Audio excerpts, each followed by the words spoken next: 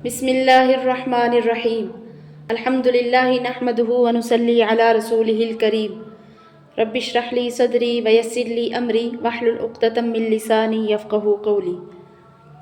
اس آیت میں ابراہیم علیہ السلام اور نمرود کے مناظرے کا ذکر ہے جو اللہ تعالیٰ کے وجود کے بارے میں ہے۔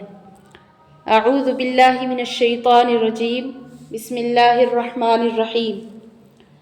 الم تر الی الذی حاج ابراہیم، کیا تو نے نہیں دیکھا اس شخص کو جس نے جھگڑا کیا ابراہیم علیہ السلام سے، فی ربہ، اس کے رب کے بارے میں، ان آتاہ اللہ الملک، اس وجہ سے کہ دی تھی اللہ نے اس کو بادشاہت، یعنی اس آدمی کو، آدمی سے مراد نمرود۔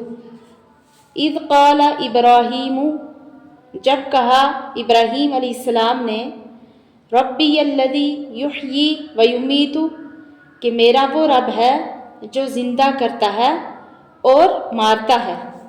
کیونکہ جب بحث شروع ہوئی تو اس نے پوچھا ابراہیم علیہ السلام سے کہ خدا کیسا ہے، تو جواب میں ابراہیم علیہ السلام نے فرمایا کہ میرا پروردگار ایسا ہے کہ جو زندہ کرتا ہے اور جو مارتا ہے، یعنی زندہ کرنا اور مارنا اس کی قدرت میں ہے۔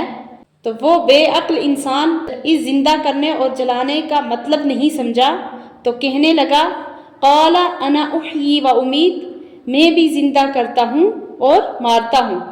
وہ اس طرح کہ میں جس کو چاہوں قتل کر دوں تو وہ مارنا ہے، اور جس کو چاہوں قتل سے معاف کر دوں تو یہ زندہ کرنا ہے۔ قال ابراہیم، ابراہیم علیہ السلام نے فرمایا، فإن اللہ یأتی بالشمس من المشرق، کہ بے شک اللہ لاتا ہے سورج مشرق سے، فأتی بہا من المغرب، پس تو لے آ اس کو مغرب سے۔ تو جب ابراہیم علیہ السلام نے اس کو دیکھا کہ بالکل ہی عقل سے خالی ہے، کہ ایک آدمی کو قتل کرنے کو مارنا سمجھتا ہے اور اس کو چھوڑ دینا زندہ کرنا سمجھتا ہے، حالانکہ زندہ کرنے کی حقیقت یہ ہے کہ بے جان چیز میں جان ڈال دینا ہے، اسی طرح مارنے کا معاملہ بھی ہے۔ جب ابراہیم علیہ السلام کو یہ معلوم ہو گیا کہ یہ زندہ کرنے اور مارنے کی حقیقت سمجھے گا نہیں، اس لیے اس ضرورت سے دوسرے جواب کی طرف متوجہ ہوئے، تو اس لیے یہ فرمایا کہ اللہ تعالیٰ سورج کو مشرق سے لاتے ہیں، تو اس کو مغرب سے لے آ۔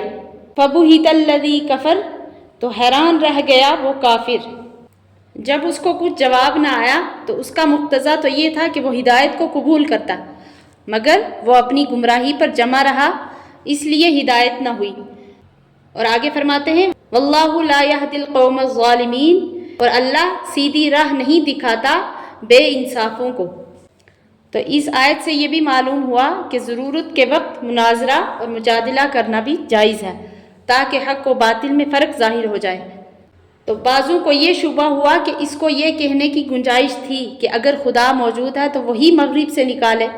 اس شبے کا ازالہ یہ ہے کہ اس کے دل میں بلا اختیار یہ بات پڑ گئی کہ خدا ضرور ہے اور یہ مشرق سے نکالنا اسی کا کام ہے، اور وہ مغرب سے بھی نکال سکتا ہے، اور یہ شخص پیغمبر ہے، اس کے کہنے سے ضرور ایسا ہوگا، اور ایسا ہونے سے بہت بڑا انقلاب عالم میں پیدا ہوگا، کہیں اور لینے کے دینے نہ پڑ جائیں۔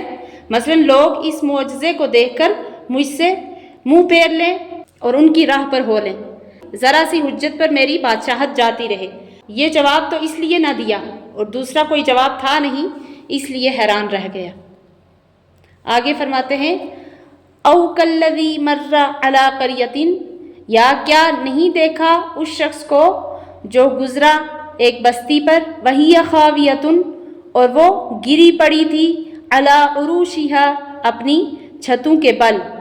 وہ بستی کسی حادثے سے ویران ہو گئی تھی، اور سب آدمی جب مرے ہوئے دیکھے تو یہ شخص حیرت سے کہنے لگا، قال انا یحیی ہذہ اللہ بعد موتہا، کیسے زندہ کرے گا اس کو اللہ مرنے کے بعد، یعنی قیامت میں۔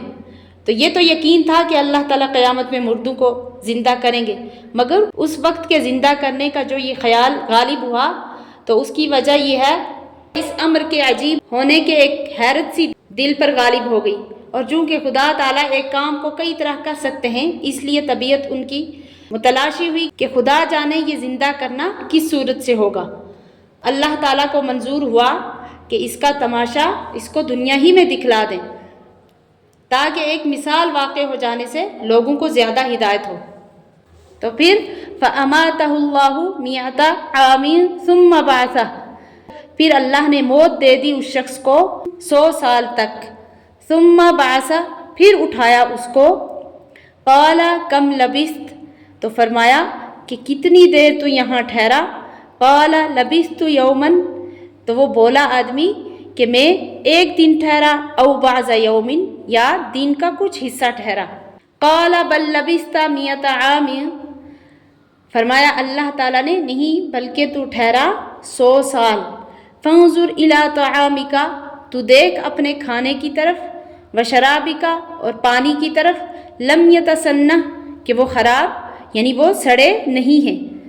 وانظر الی حمارک، اور تو دیکھ اپنے گدھے کی طرف، یعنی اللہ تعالیٰ یہ جو فرما رہے ہیں کہ تو دیکھ اپنی طرف، یعنی تیرا جسم بالکل سڑا گلا نہیں ہے، تو اللہ تعالیٰ اپنی قدرت دکھا رہے ہیں۔ اور اپنے کھانے کی طرف اور پانی کی طرف دیکھ، بالکل جیسا تھا ویسا ہی ہے۔ اور دوسری ایک قدرت یہ دکھا رہے ہیں کہ تو اپنے گدھے کی طرف دیکھ۔